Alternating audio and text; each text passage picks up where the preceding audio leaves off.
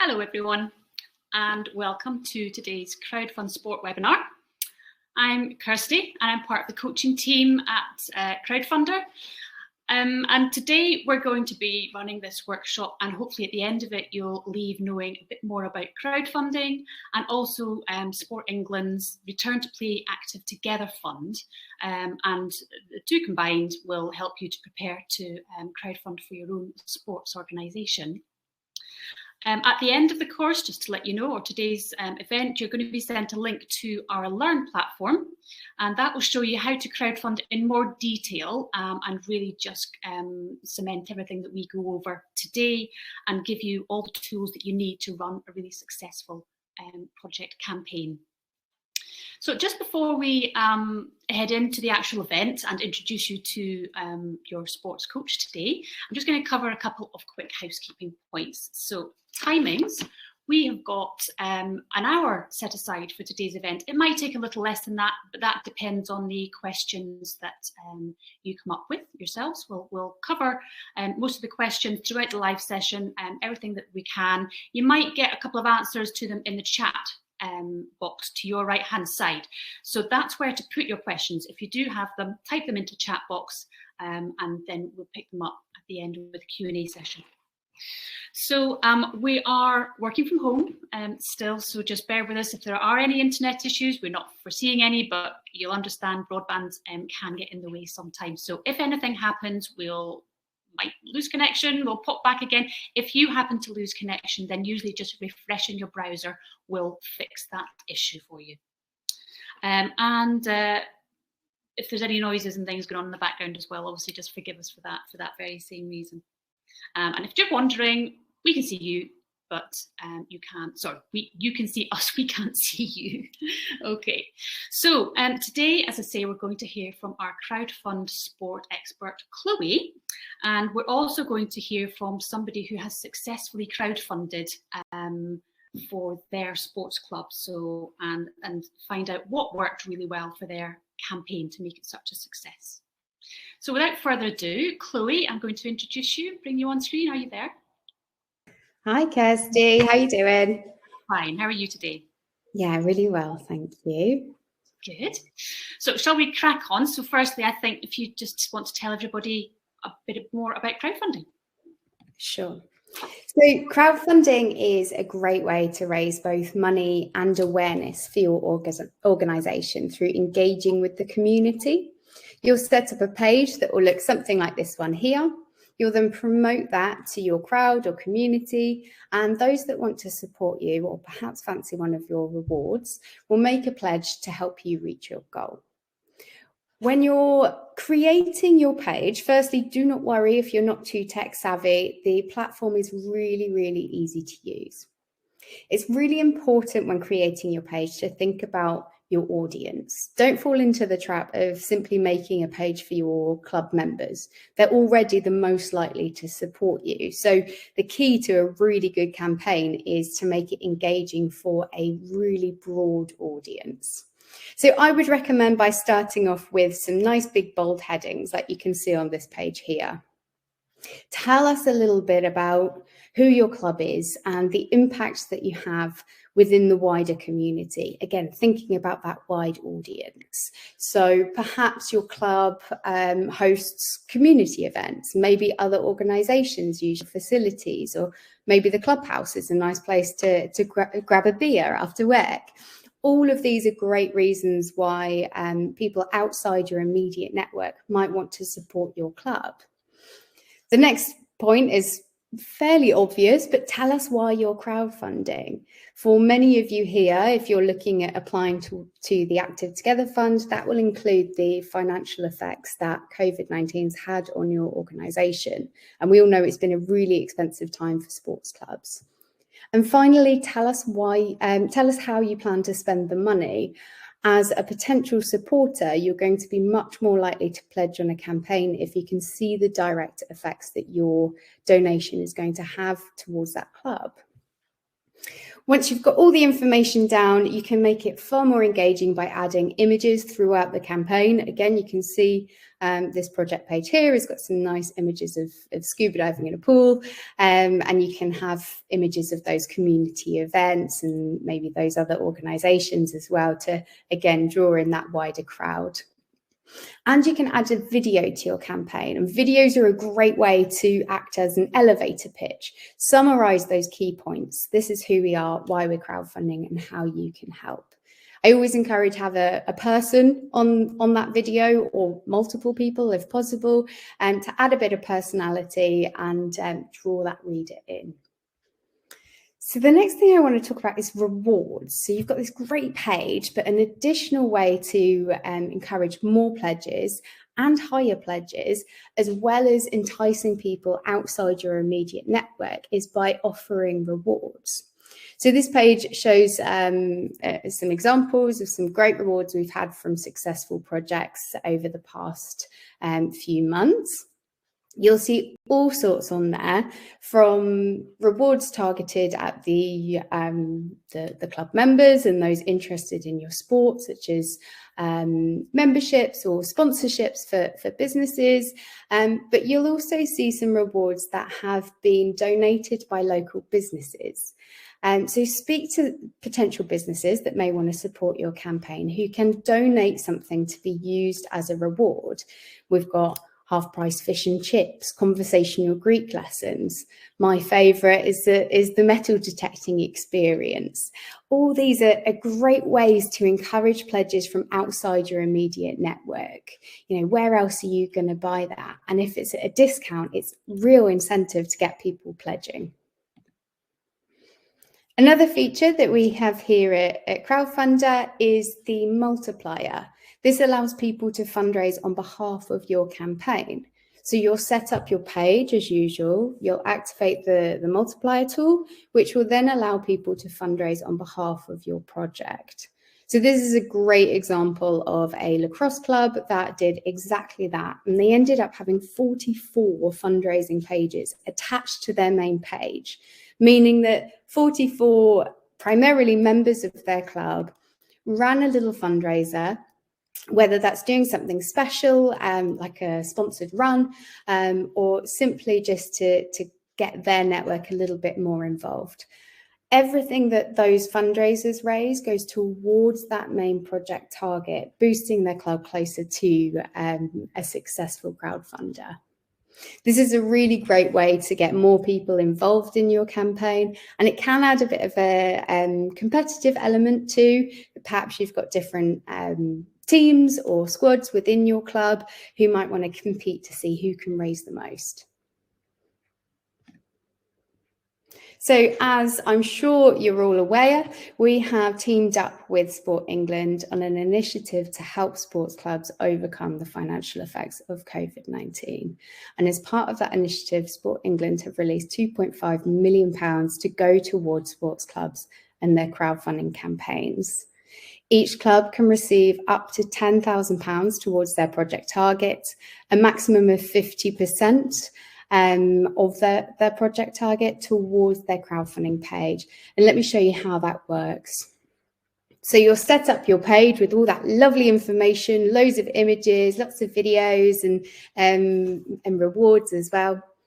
And once you're ready, and only once you're ready, because Sport England will review your project page as well as your application form, you can then send an application through your dashboard. You'll see an extra funding box on there, and it's a case of clicking apply and following the application form.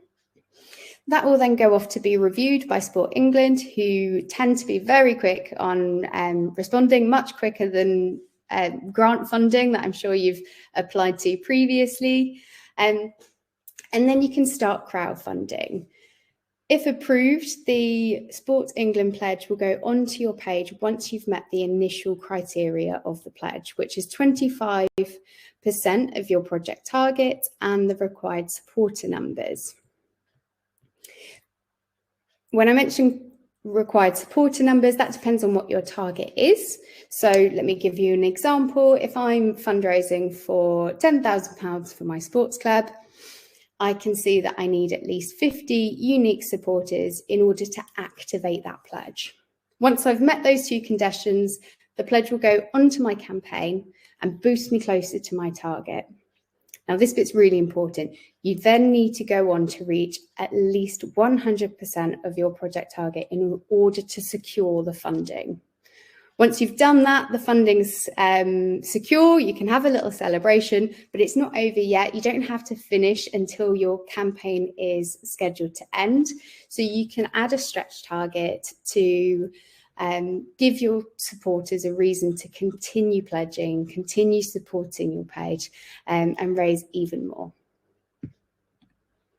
So you guys are all at an advantage here because sport crowdfunds really well. I think there's a couple of reasons as to why that is. Firstly, you've got a team of people that are going to benefit from your campaign doing well. You've got lots of people you can get involved, get a team together and share that workload. But also sport is at the heart of many communities. And so those benefits is far more than just club members. It doesn't matter what sport you're practicing, sport in general crowdfunds really, really well.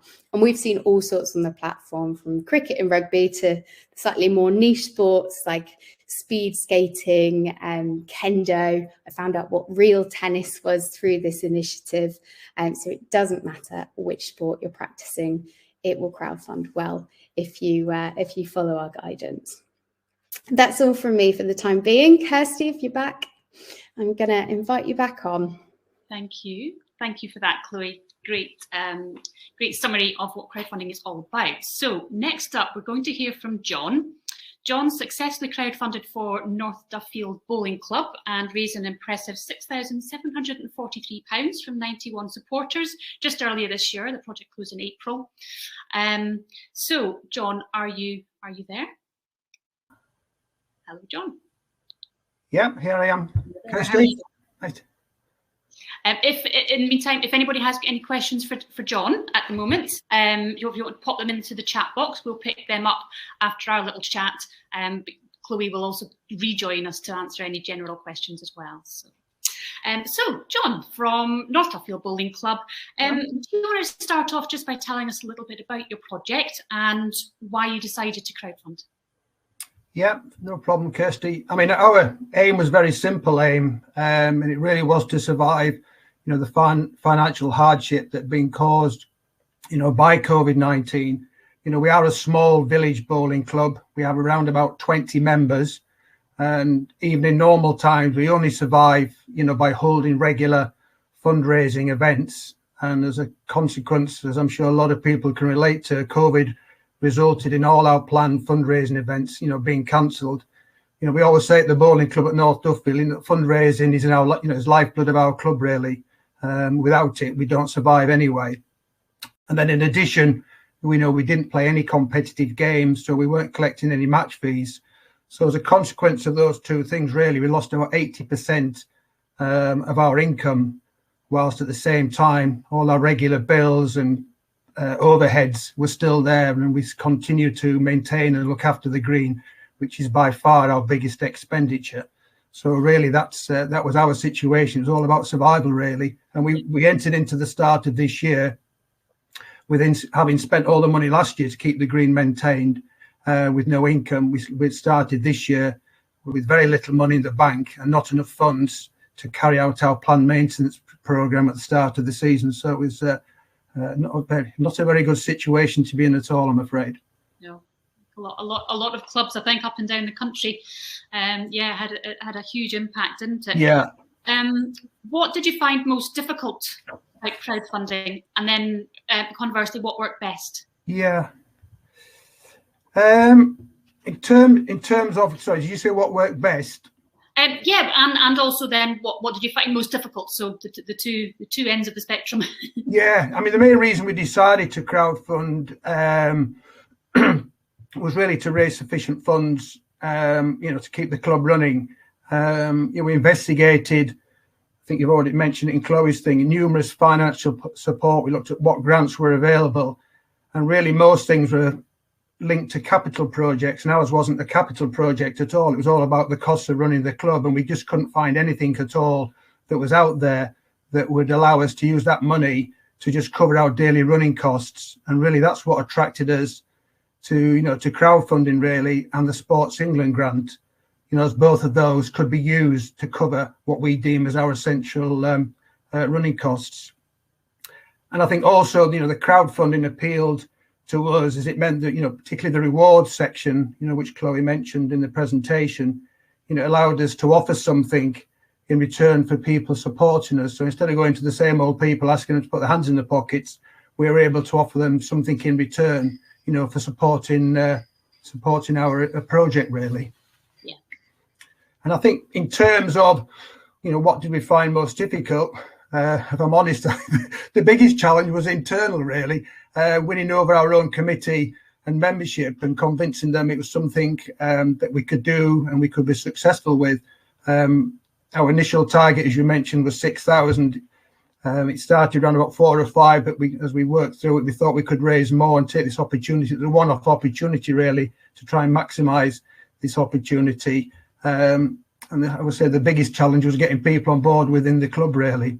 Yeah. And a lot of people thought we anti-charity, and with so much going on because of COVID, why would some people support a local bowling club? And also people felt, do we have the necessary resources? As I say, we're only a small club with 20 members. But I have to say, and Chloe mentioned it in the presentation, that, the crowdfunder platform is so easy to use. It is so user-friendly.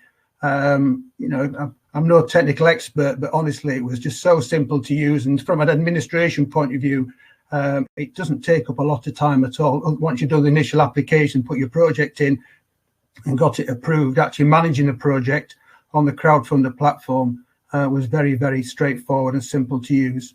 Yeah, that's good to hear, especially from somebody who's actually run a project successfully. And actually, just going back to your point about bringing the board and the committee on board as well. It's such a big thing that we do find that can be a potential stumbling block for lots of people. So it's good. Yeah. You've mentioned that and you managed to crack that one. Yeah, very much so. Now you also mentioned your rewards just there.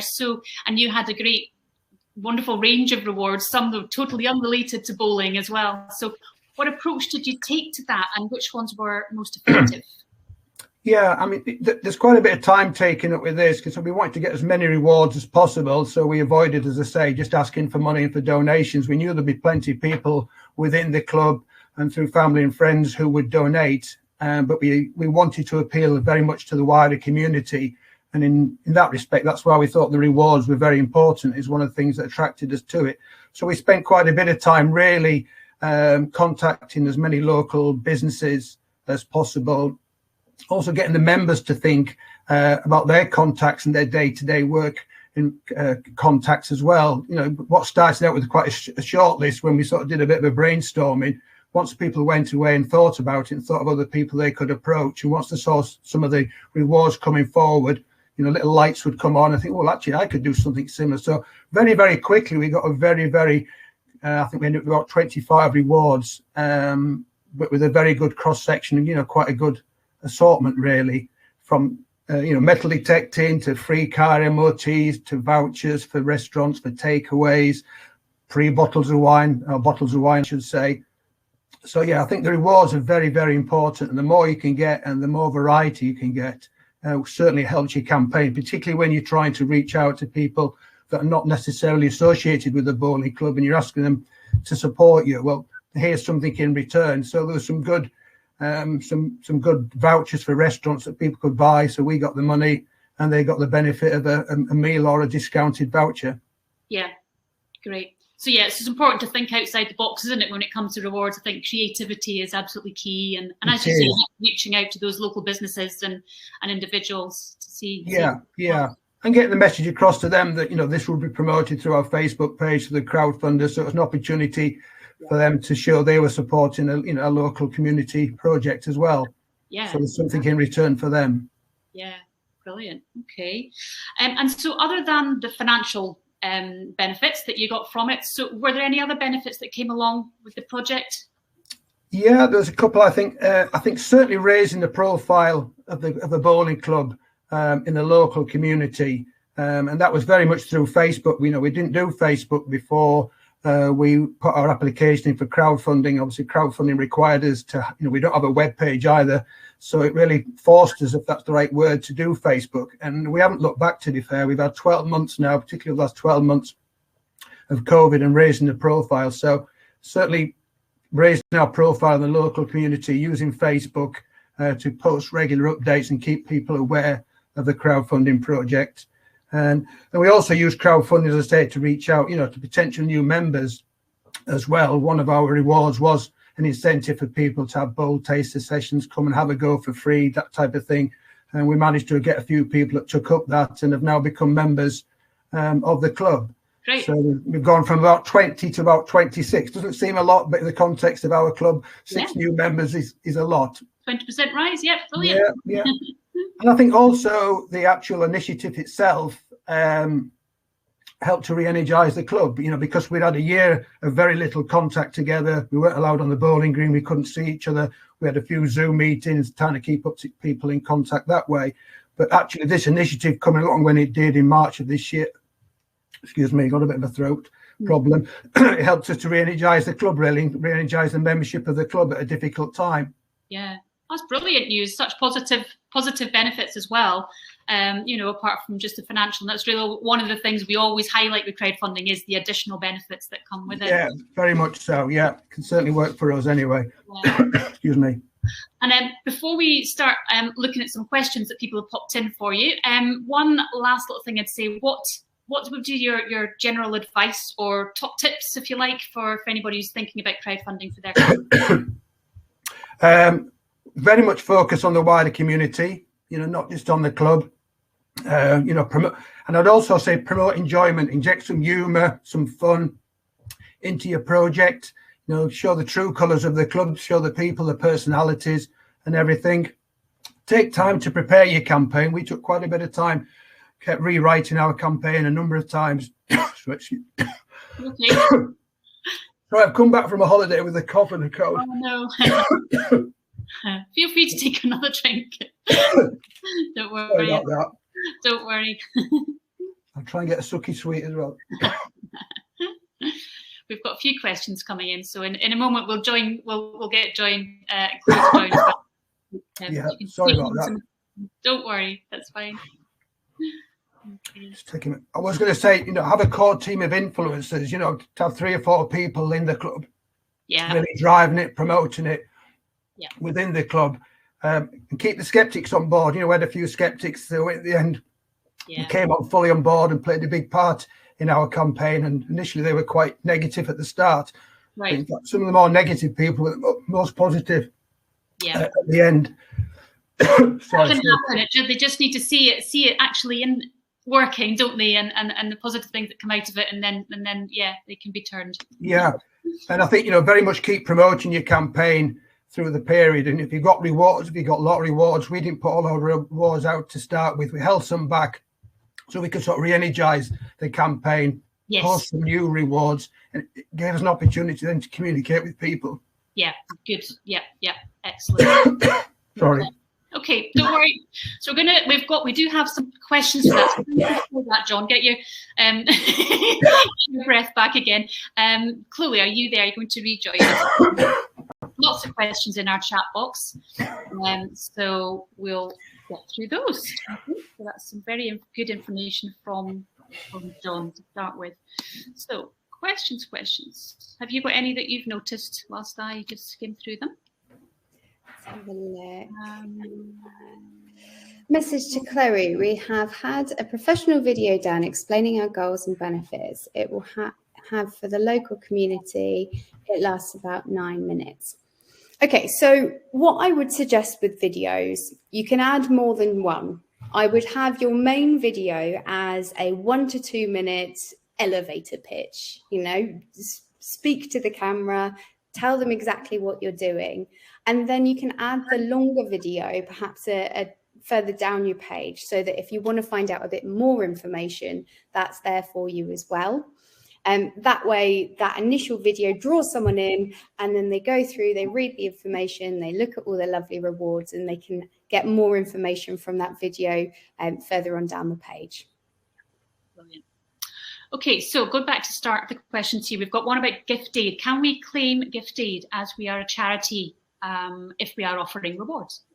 Yes, you can indeed add claim gift aid through your crowdfunder. There's a button that you will tick to say that you're eligible to claim gift aid, and you'll tick that for each of the rewards that are eligible as well. That will be visible on your page, but it does not count towards extra funding. You'll have to claim that through the HMRC after the campaign closes. Okay. Does the funding only apply, it's the Sport England funding, only apply for a team, or can it be a general sporting project? It depends what you mean by that. Put me an email on chloe@crowdfunder.co.uk and we can talk about your project in particular. It doesn't need to be a team sport, if that's what it means. It needs to be an organisation that brings sport or physical activity to the community in some way, but it's not always sports, team sports. It's not always sports clubs. We see a whole range of different organisations that take part in the initiative. Okay. Now, a question for yourself, John. What skills have you developed through developing a successful crowdfunding campaign? Great question. Oh, that's a big question, yeah. Yeah. I had a lot of skills to learn, but I think the communication side of things and the creativity side of it, communication in particular, it's so important through this campaign and for this project to be successful. So, once you've got your page set up and everything, but then doing the updates, keep people informed. I think that was one of the biggest things for us, not taking things for granted, not taking people for granted, just kept the messages going out, get people and thanking people, keeping people posted, but thanking them for the support and keep it going. Because I was with for 4 weeks and you do get this dip in the middle for a couple of weeks, and we tried our best to try and keep momentum going during that period with new rewards, but mainly through the communication and creating the Facebook page. Great. Okay. And another one for yourself, John. Okay. Did you have a reward for every pledge? And if not, how did you manage it? And how did the donors who gave money and did not get a reward feel? That's quite a lot. That's a big question. Okay, so did you have a reward for every pledge? I think, does that mean was every pledge on a reward, maybe? No. We had 2 or 3 rewards that weren't purchased, if that's what I understand from the question. Majority of our rewards, but they weren't all purchased, that's correct. There was 2 or 3 that weren't. But they that was for a local pub, and for whatever. And to be honest, at the time they were closed because of COVID, so I don't know if that had an impact on the fact people didn't take up those rewards or not. We don't really know, but for whatever reason, those 2 or 3 rewards didn't go, but all the other rewards did go. They all went. And it's maybe just worth clarifying, Anne, that who's asked the question, that all pages have the facility to have rewards and donations, so it's up to the supporter. They choose whether they want to just donate or claim a reward or pledge on a reward. So it's up to the supporter making that choice. Okay, another question to Chloe. We have had a professional, you've covered that one, professional video done with the 9 minutes. I beat you to it. On that one, yeah. So I think potentially the last question I've done from Isabel. I've done the detailed online training, which has been really helpful in understanding crowdfunding and the planning. Brilliant. Exactly. I'm more interested on how the match funding works. So, for example, if we are aiming to raise 10,000 and we achieve this and have 75 supporters, does that mean we would get the 10,000 match funding? Unfortunately, no. So the amount offered by Sport England or any of our other funding partners will be based on what your project target is. So even if you exceed your target and you get thousands of supporters, that's not going to affect the match funding. Obviously, you'll raise more, which is great, but it's decided at the point that you've submitted the application with a certain target in mind. And one more that's just popped in for you there, Chloe, is there a minimum target to be eligible for the funding? I believe the minimum is £1,000, but you can do more than that. Yeah. Chloe will always such an enthusiast. Well, yeah, I often speak with people that think, oh, who's going to pledge on my project? But actually, if you follow all the guidance and you've got some amazing rewards on there, you don't need to have a huge club. John mentioned himself that you had 20 members at the point of crowdfunding. You know, it's not a huge club, but you managed to raise well over £6,000, which is just brilliant. Yeah, yeah, great evidence. What's the cost to set this up on that? Okay, so we for this fund, there's no platform fees. You've got the transaction fee of 1.9%. It goes off to our payment provider. While I'm talking about payment providers, let me go off on a tangent about them. So when someone pledges on a campaign, their donation or pledge will be held in escrow by our payment provider, who will then keep it until your campaign closes successfully, at which point it will then be released over to you. That seems to be all the questions at the moment. Some great questions there. So I'm going to wrap it up, I think, for now. And I've got one question for John, if I may, Kirsty. Yeah, of course. John, would you do it again? Oh, very much so. Very much so, without any shadow of a doubt. And I'm sure, like most of the people maybe listening today, we were very apprehensive. Was this right for us? Would it work? Would we get the support? All the questions, I'm sure, and doubts that people have. But it was amazingly successful, and without a shadow of a doubt, given the right opportunity, right occasion, we would do it again. Definitely. Right answer. You didn't prepare me for that one, did you? But, I didn't. Sprung that on you. Yeah.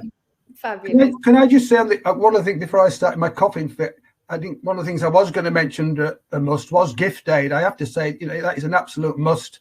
You know, we've raised an additional £1,000 over and above our crowdfunding with gift aid, and it's not very often you get the opportunity to get something back from the government for free. So, you know, I would say we must go for that. Yeah, good tip. And it's quite straightforward on our platform, I believe. Unbelievably straightforward. Yeah, absolutely. Yep. Yeah. Great to hear. We've got somebody's just, I think, in the middle of typing a question about rewards. She's just about to ask us something. We have had somebody there, Zoe, said that sounds like she's given it a go and it wasn't quite so successful. Chloe, would you suggest Zoe just drops you an email, maybe? Yeah, definitely. Yeah. So we've got loads of resources available that are specifically designed to crowdfund for sport. So we've got a guide with all the tips on there. You're joined a webinar, so you're in the right place. Use the online learning platform, and I am here to help you. So pop an email over to me. We can talk about your project, what went wrong last time. We can make it better, and we can make your next one a success. Yeah. And an answer to another question that I saw there from Isabel, yes, you can contact Chloe with any, if you want any further discussions as well. So Anne's question around reward, she says she's confused as if, for example, there is one reward for a £50 donation and 4 people donate £50. What happens? Okay, so you will limit the amount of rewards available. So if you had a fish and chips voucher, you had 3 fish and chips vouchers that have been donated by the local chippy, you can limit the amount available to 3. So 3 people can pledge on that and claim that reward. And then it will say sold out and they won't be able to click on it anymore. So it's really easy to manage within the reward section. Great. And lastly, Leslie's asking for gift aid. Are kicks eligible? CICs. So you might want to check on the HMRC website to make sure that your organisation is available, is eligible, to claim gift aid. Usually I believe they are, but just double check with the HMRC. It will depend on the setup infrastructure of your company. Great. Okay. So, John, thank you so much for talking to us about your project and answering all those questions. I think, Chloe, you've got some next steps to share with everybody. Is that right? Yes. So now that you've joined our webinar, hopefully you're a little more familiar about what crowdfunding is all about and how it might be able to help your organisation. Next step is definitely join the online learning platform. It will take you through all the tricks and tips you need to run a successful campaign through the planning, creating and running stages. It's a nice interactive course with some videos and some quizzes on there. And if you have any questions, if you need any advice, please don't hesitate to get in touch with us directly. We're here to help you. And I think my email address has just been popped in the chat box, but chloe@crowdfunder.co.uk with any questions you may have. Great. So just want to say thank you again, and thank you all for joining us today. I hope you found it very useful, and please do go on to that online learning. We've just got a last minute comment there from Isabel saying online learning is fab and so easy. We couldn't get much more of a positive comment for that than that, could we? So do it. It will definitely just bring everything together for you, and the best of luck with your crowdfunding projects. Thanks all. Bye. Bye.